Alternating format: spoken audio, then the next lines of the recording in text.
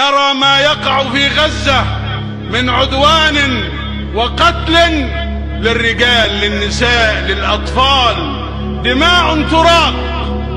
هذا أمر خطير، وهذا عدوان سافر على الإنسان، على الرجال، على النساء.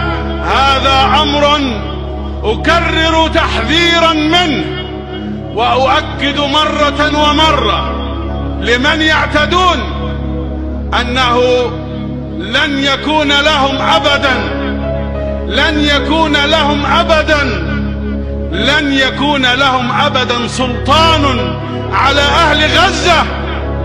لن نترك غزة وحدها، لن نترك غزة وحدها.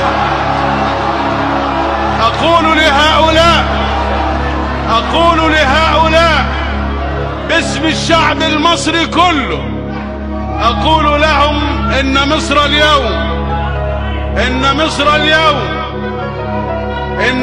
اليوم مختلفة تماما عن مصر الأمس. إن العرب اليوم مختلفون تماما عن العرب الأمس. إن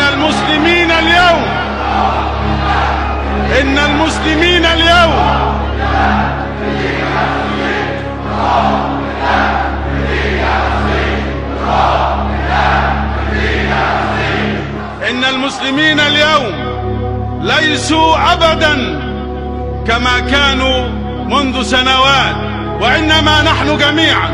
مصر شعبها الكبير وإمكانياتها الضخمة ورجالها الأفزاز ونساؤها القادرات على العطاء. مصر والعرب والمسلمين، أقول وبكل ثقة في هؤلاء جميعا، لن يتركوا غزة وحدها.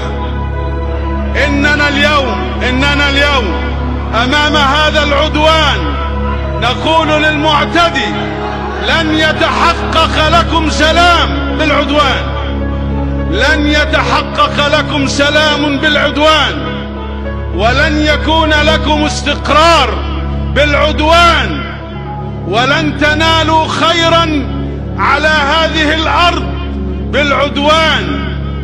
إن الحرب لا تؤسس الاستقرار أبدا، ولا تؤسس لسلام أبدا، وإن هذه الدماء تكون لعنة عليكم، وتكون محركا لكل شعوب المنطقة ضدكم.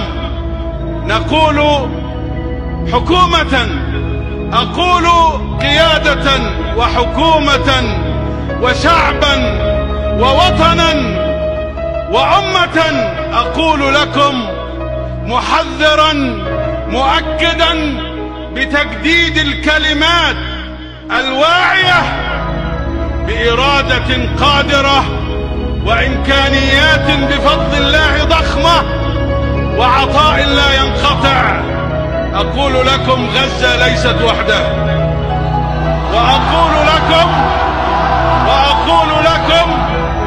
وأقول لكم إن العالم لا يقر العدوان أبدا، وإن الدنيا بأسرها تقول للمعتدي لا، وإنكم لن تستطيعوا أن تقهروا شعبا، ولن تستطيعوا أن تقتلوا أمة، وليس في مقدوركم، ولن تكونوا يوما قادرين على أن تقيموا أبدا سلاما أو استقرارا لأنفسكم بعدوانكم. اقرأوا دروس التاريخ وتعلموا من الواقع والماضي، وتعلموا من هذه الدروس أنكم أبدا لم تفلحوا.